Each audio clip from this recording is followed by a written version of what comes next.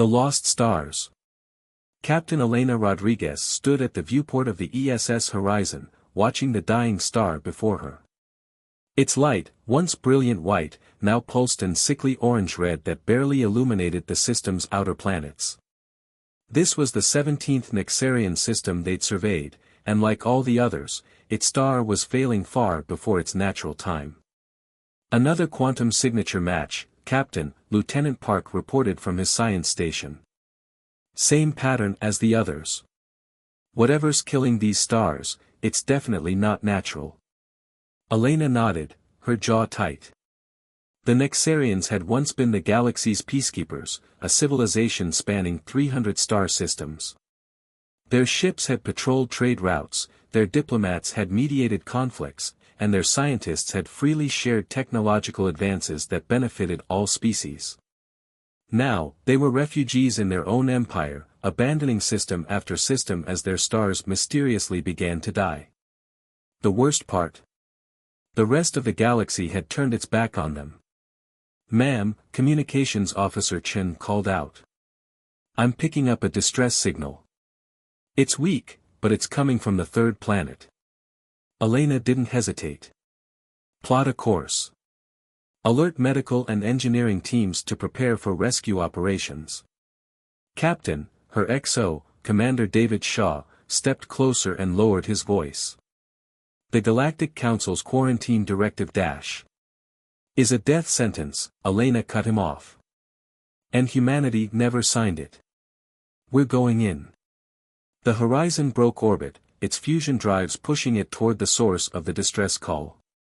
As they approached, the planet's surface came into view, a world of sprawling cities and massive arcologies, now mostly dark and silent. But there were still lights, still signs of life. Multiple structures maintaining atmospheric containment, Park reported. Environmental systems are failing, but they're managing to hold on. Detecting approximately 50,000 life signs concentrated in the central arcology complex. 50,000. Out of what had once been a population of billions. Elena felt her throat tighten, but kept her voice steady. "Take us in. Alert the Nexarian authorities of our approach and intent to render aid." The response came quickly, a video transmission from the surface.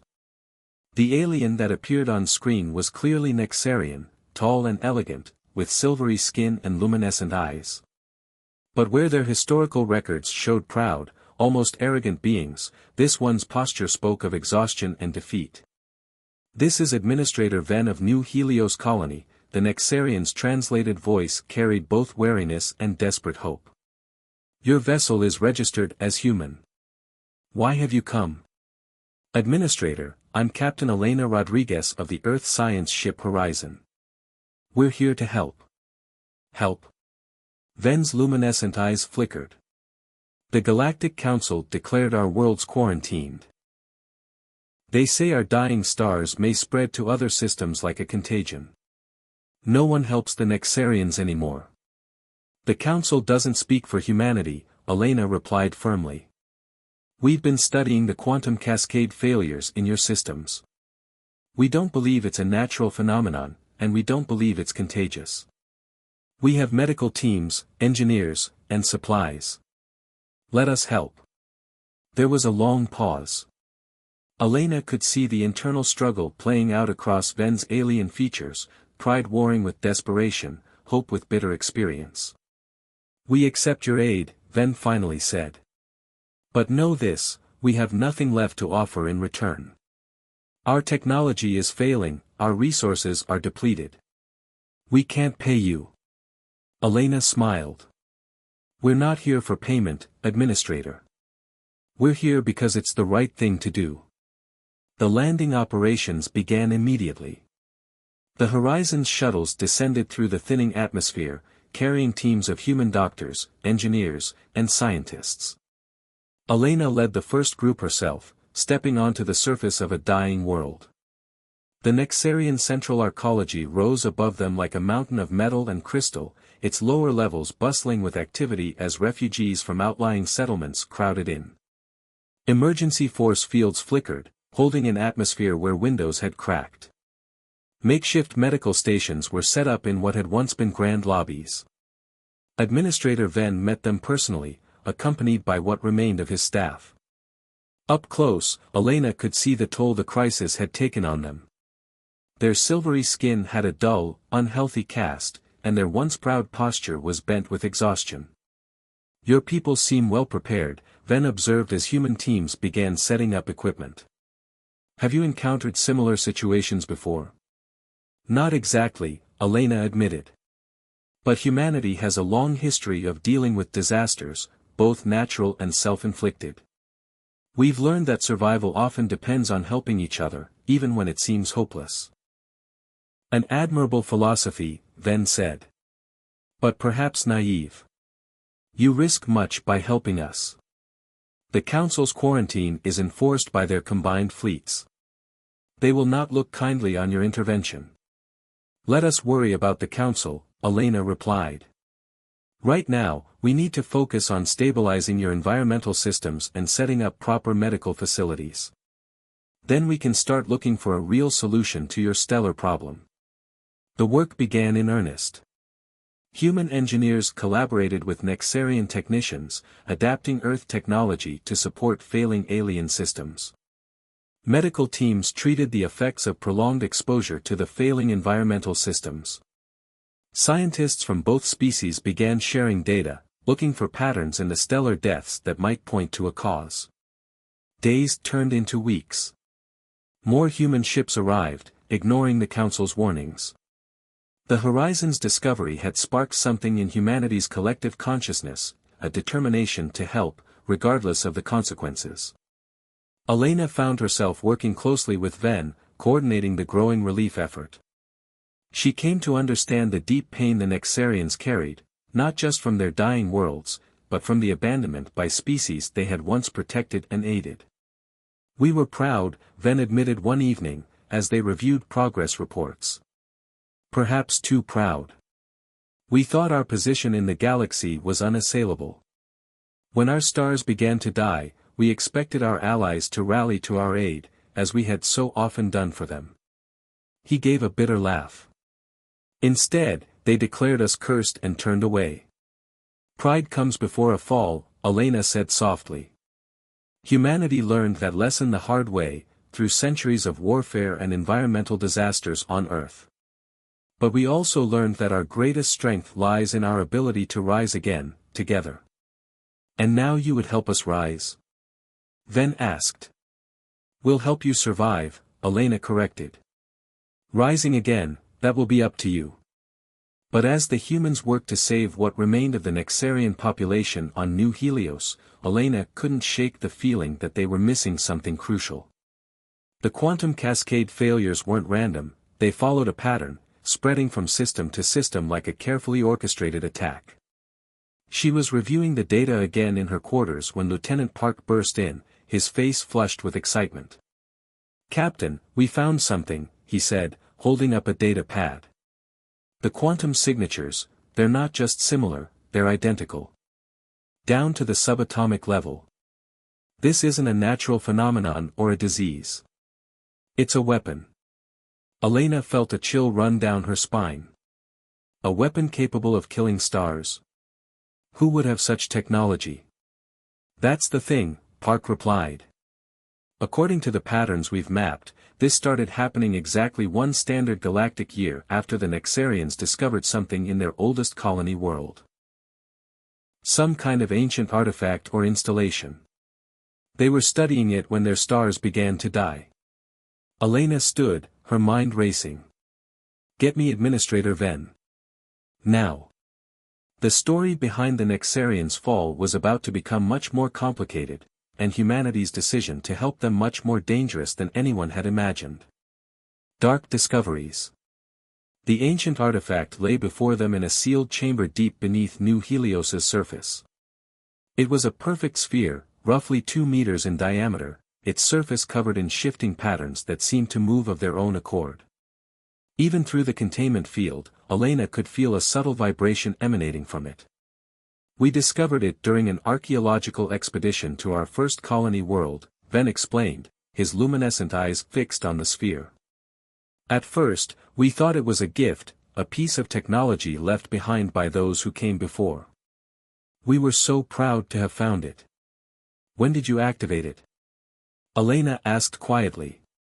Then turned to her sharply. We didn't. We couldn't. Our best scientists barely understood its basic principles. But someone did activate it, didn't they? That's what your people discovered. The quantum cascade effect killing your stars, Elena confirmed. It's not random. It's being controlled by this device, or others like it. This isn't a natural disaster, it's an attack. The revelation hung heavy in the air between them. Above them, through kilometers of rock and metal, the dying star of New Helios continued its irregular pulses. Captain Rodriguez, her communicator crackled. Priority message from Earth Command. Elena stepped away from the artifact. Rodriguez here. Captain, we've received a formal censure from the Galactic Council. They're demanding the immediate withdrawal of all human vessels from Nexarian space. They're threatening economic sanctions against Earth if we don't comply within 48 hours. Elena met Ven's gaze. The Nexarian administrator had heard everything, their hearing was far more acute than humans. His expression was a mixture of resignation and despair. You should go, he said softly. Your people have already done more than we had any right to expect. We won't ask you to sacrifice your standing in the galaxy for our sake.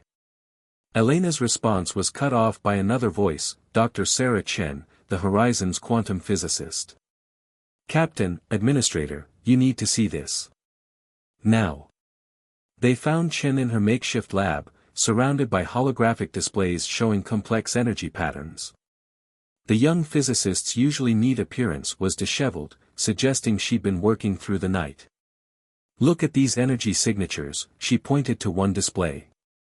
The artifact isn't just killing stars, it's harvesting them. Each quantum cascade failure is collecting and storing massive amounts of energy somewhere. But here's the really interesting part. She brought up another display. These patterns match theoretical models of ancient energy signatures we've detected throughout the galaxy. Signatures that predate all known civilizations. The precursors, Ven breathed. The race that vanished mysteriously at the height of their power, leaving only ruins and mysteries behind. Not just ruins, Elena said grimly. Weapons. Weapons capable of destroying entire civilizations by killing their stars. But why target the Nexarians specifically? Because we were getting close, a new voice said. They turned to see an elderly Nexarian scientist, his silvery skin almost translucent with age. Was Chief Researcher Mao. I led the team studying the artifact. Before our stars began to die, we were on the verge of understanding something about the precursors. Something they clearly didn't want known. Elena's mind raced. The implications were staggering. An ancient race, supposedly long vanished, was still active in the shadows. They had targeted the Nexarians not because they were a threat, but because they were about to discover something. And the Galactic Council's insistence on quarantine. The Council knows, she said suddenly.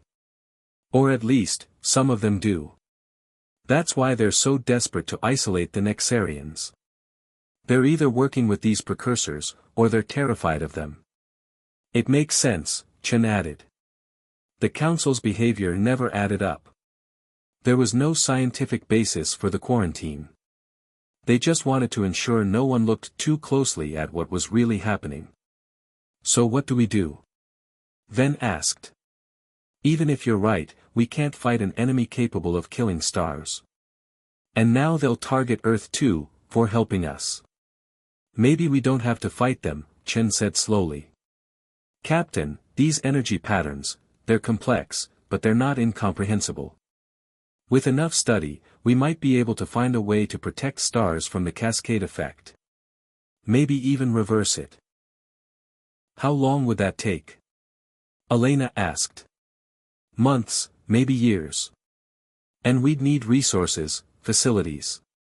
Chen glanced at the displays. And we'd need to study more of these artifacts. You're talking about deliberately searching for more precursor weapons, Ven said. The very thing that brought this catastrophe upon us.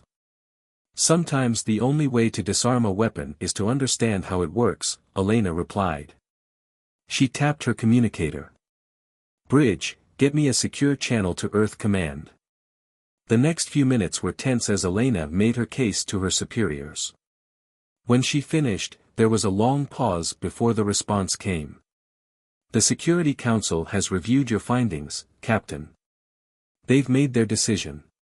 Humanity stands with the Nexarians. All ships in the sector are being diverted to your location.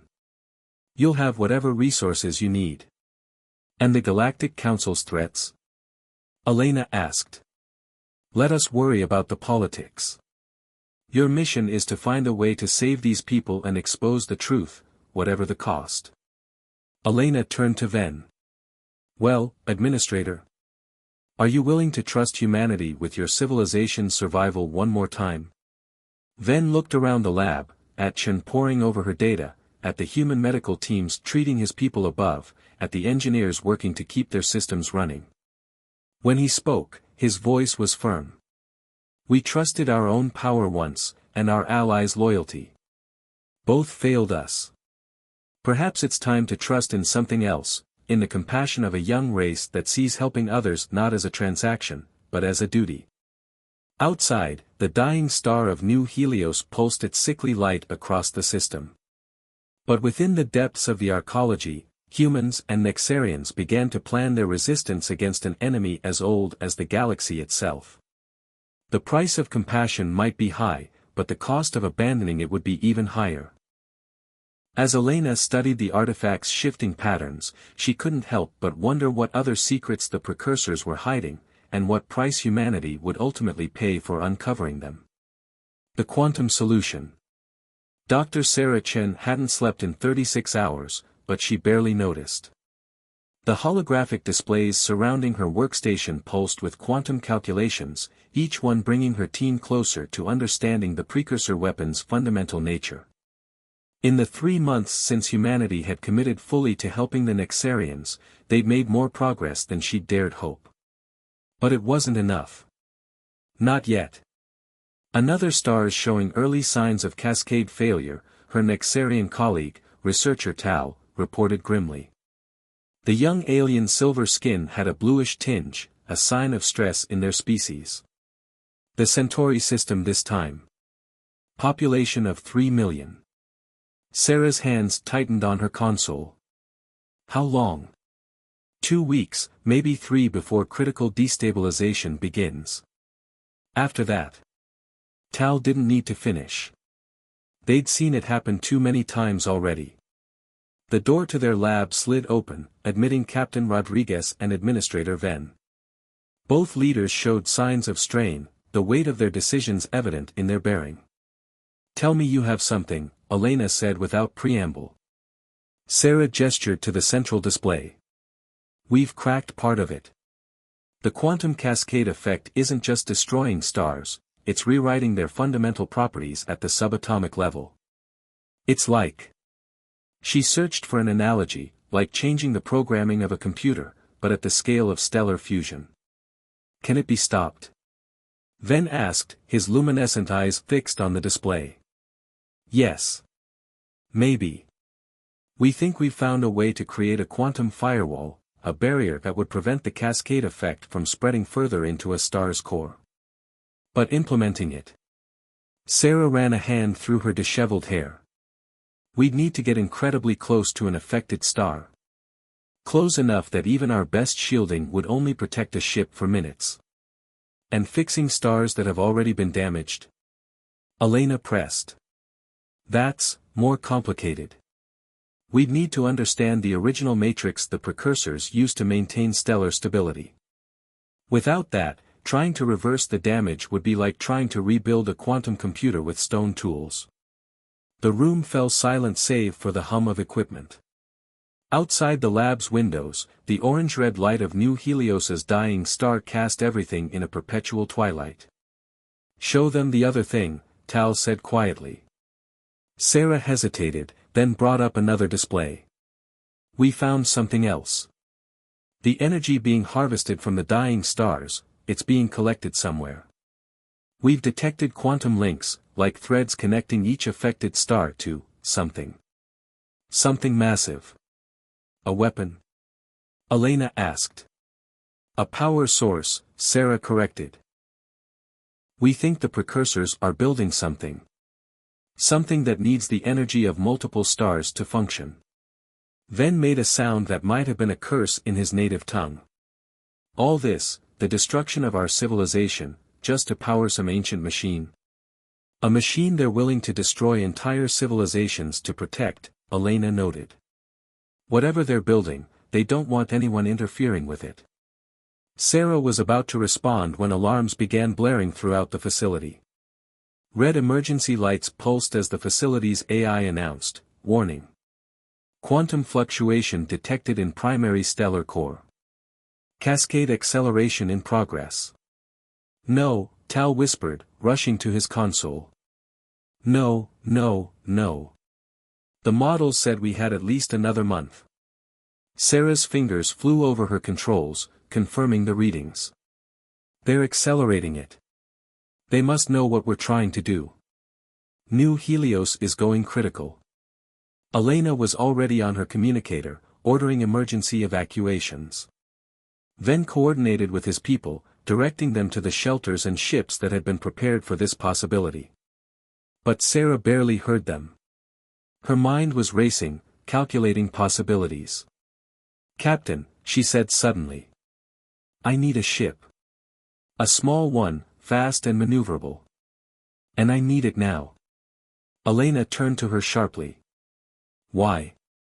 Because I know how to save this star. Sarah's voice was steady despite her racing heart. The quantum firewall, we've run the simulations. It will work. We just need to get close enough to deploy it.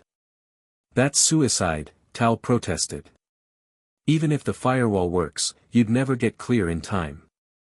Not with conventional engines, Sarah agreed. But we've been studying precursor technology for months now. Some of their principles can be adapted to our drives. Give me a ship and 2 hours to modify it. It's this star's only chance. Elena and Ven exchanged looks. The evacuation would take days they didn't have. If the star went critical before it was complete. The Pathfinder, Elena said finally. It's our fastest scout ship. Whatever you need to modify it, it's yours. She held up a hand as Sarah turned to go. But I'm coming with you. Captain Dash, Sarah began to protest. This isn't a debate, Doctor. If we're going to attempt something this insane, you'll need the best pilot we have. That's me. The next 2 hours were a blur of activity. Sarah and Tal worked frantically to modify the Pathfinder's engines while Elena coordinated with her crew. They stripped out everything non-essential, replacing it with the quantum projection equipment they'd developed. As they worked, Sarah couldn't help but wonder if the precursors were watching, if they knew what she and her colleagues had discovered about their technology. The thought should have terrified her, but instead it filled her with a fierce determination. These ancient beings had nearly destroyed a civilization out of fear of discovery. It was time they learned that humans weren't so easily frightened. The modified Pathfinder looked more like a prototype than a proper ship when they finished, a skeleton of exposed technology and jury-rigged systems. But according to their calculations, it would work. It had to work. The quantum firewall is keyed to the star's specific frequency, Sarah explained as she and Elena boarded. Once we're in position, it should take about 30 seconds to deploy. After that, we run like hell, Elena finished. She strapped herself into the pilot's seat. Ready? Sarah took a deep breath, looking out at the dying star that had become her home these past months. Ready. The Pathfinder lifted off, its modified engines humming with an entirely new frequency. As they accelerated toward the star's corona, Sarah thought she saw something in the quantum readings, a pattern that seemed almost like a signature, or a message. But there was no time to analyze it now.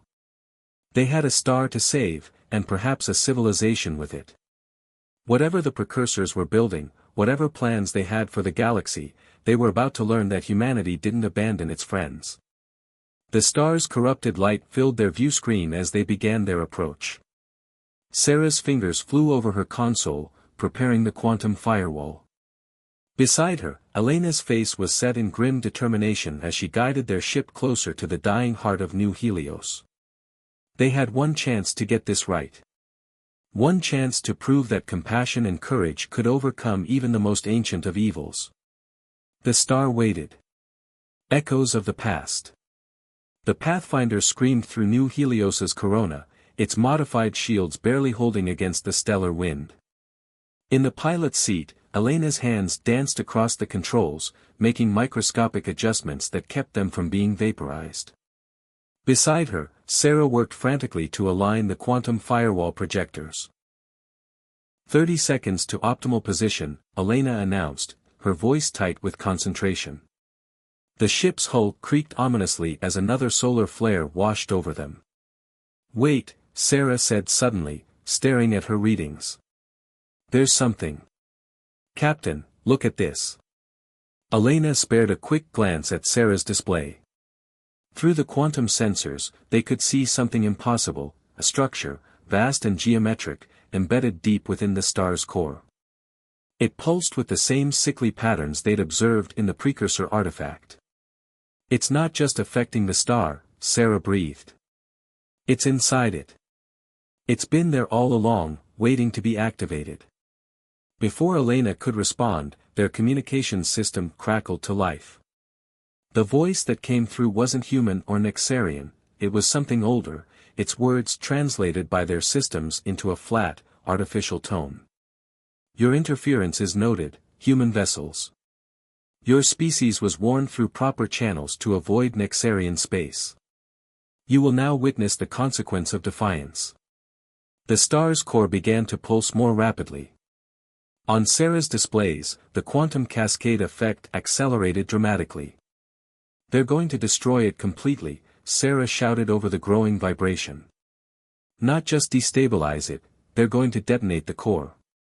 Elena's jaw tightened. "How long do we have?" "Minutes. Maybe less. The firewall won't work now, not with that thing in there actively destroying the star. Then we do something else." Elena's hands flew over the controls, plotting a new course. "That structure, can we destroy it?" Sarah's eyes widened as she understood. "The quantum resonance, yes. Yes. If we can match its frequency and generate a counterpulse. Will it stop the cascade?" "It should. But we'd have to get much closer.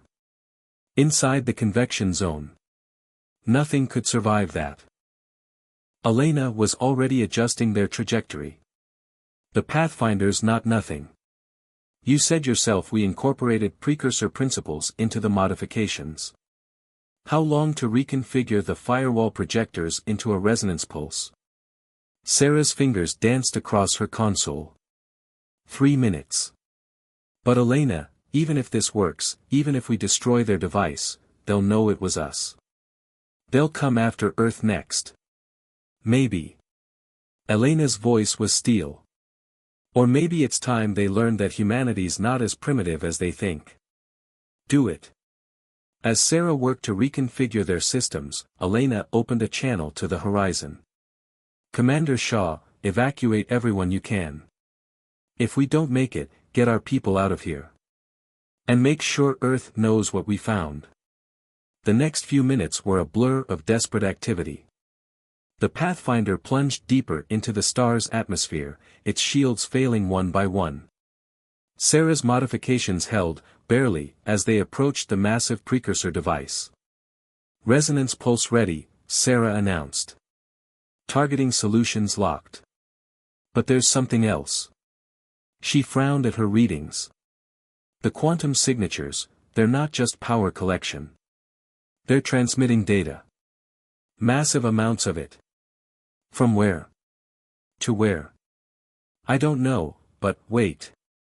Sarah's eyes widened. These patterns, they're similar to the quantum processors we use for AI systems, but on an unimaginable scale. Captain, I don't think this is just about power. I think they're building some kind of vast quantum intelligence. The implications hit Elena like a physical blow.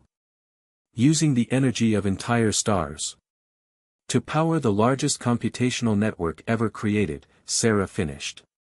The precursors aren't just ancient aliens, they're trying to transcend physical form entirely. The communications system crackled again. Your understanding comes too late, humans. The process cannot be stopped. The ascension will proceed. Watch us, Elena growled. Sarah, now. Sarah activated the resonance pulse. The Pathfinder's modified systems screamed as they generated a quantum frequency precisely opposed to the precursor device's own resonance. For a moment, nothing seemed to happen. Then the structure began to vibrate. It's working. Sarah shouted over the noise of their straining engines. The containment field is destabilizing. Through their view screen, they could see the massive device beginning to break apart, its perfect geometric patterns distorting as their counterpulse disrupted its quantum matrix. But the Pathfinder was failing too, its hull temperature approaching critical levels. We need to get out of here, Elena said, already plotting an escape trajectory. How long until dash? She never finished the question. The precursor device exploded, releasing a shockwave of quantum energy that lit up Sarah's sensors like a supernova. The Pathfinder tumbled end over end, its engines dead, as the wave approached. Brace for impact. Elena shouted. The wave hit them like a physical wall. Warning systems screamed as the ship's structure threatened to tear itself apart. Sarah's console exploded in a shower of sparks, and emergency force fields flickered throughout the cabin. But through her dazed vision, Sarah could see her remaining sensors. The quantum cascade effect was dissipating. The star's core was beginning to stabilize, returning to its natural fusion patterns. We did it, she whispered. Elena, we dash. Another voice cut through their failing systems, Administrator Ven, his tone urgent. Captain Rodriguez, Dr. Chen, if you can hear this, we're detecting multiple quantum signatures. Hundreds of them, activating throughout the galaxy. Whatever you did. I think you got their attention. Elena and Sarah exchanged looks as their crippled ship tumbled through space. They had saved one star, exposed the truth about the precursors, and possibly prevented the creation of an artificial intelligence powerful enough to reshape reality itself. But in doing so, they had started something much bigger.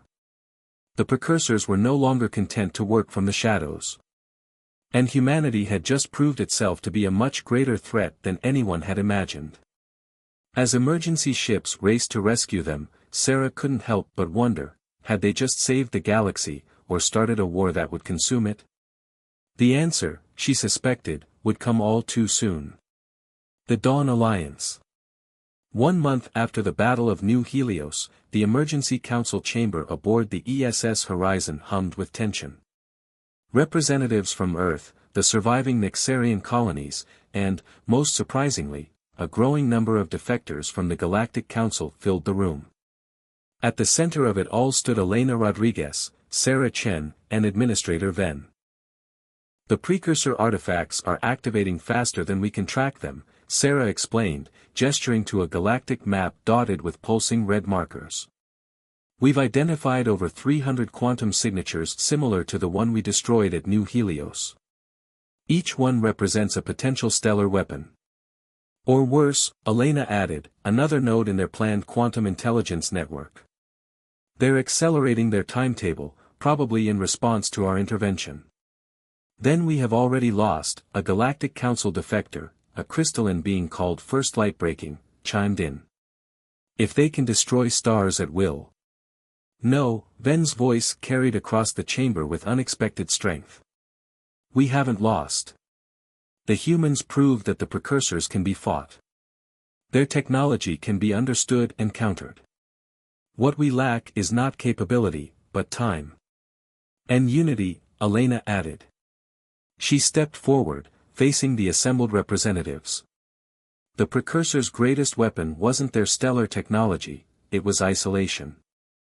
They kept us divided, fighting among ourselves, too busy with our own concerns to see the greater threat. That ends now. Sarah activated another hologram, this one showing the modified quantum shielding they developed since New Helios. We've already adapted the firewall technology to protect critical systems. With the Nexarians' help, we can scale it up, create a defensive network to protect vulnerable stars. But more importantly, she brought up the data they'd gathered from the destroyed device. We understand how their network was meant to function. We can predict where they'll strike next. The chamber erupted in overlapping discussions. Plans were proposed, argued over, refined. Hour by hour, a strategy emerged. The Nexarians would share their vast knowledge of galactic infrastructure. Earth would contribute its quantum research and newly developed defensive technologies. The Council defectors would provide intelligence about compromised worlds and suspected precursor agents. But it was what happened next that would be remembered in galactic histories for millennia to come. Administrator Venn stepped to the center of the chamber. The Nexarian Empire is no more, he announced. We were proud once, seeing ourselves as guardians of the galaxy. That pride blinded us to threats and made us vulnerable. But from our fall, something new can rise. He turned to Elena. Humanity showed us that true strength lies not in power, but in compassion. In the willingness to help others even at great cost to oneself. He raised his hand, offering it in the human gesture of partnership he'd learned. We propose a new alliance. Not an empire built on power, but a federation founded on mutual aid and protection. The Dawn Alliance. Elena took his hand without hesitation. Around the chamber, representatives began to stand, adding their own voices to the agreement. First Lightbreaking's crystalline form glowed with approval. Others followed. The Precursors sought to divide us, Elena addressed the chamber. Instead, they've united us. They tried to destroy one civilization, and in doing so, they've helped create something stronger. But even as the alliance was formalized, the Horizon sensors detected new quantum signatures activating throughout the galaxy.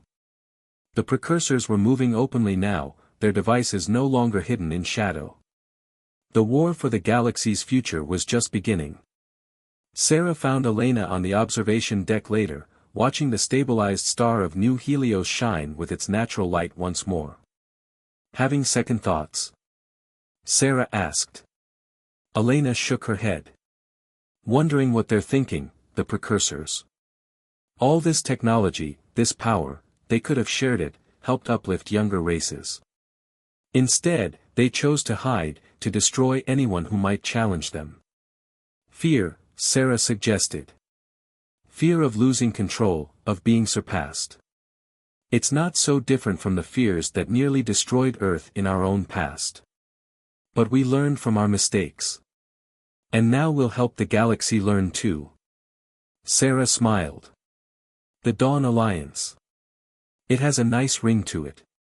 Elena nodded, watching as ships from a dozen species maneuvered around the horizon, preparing for the battles to come.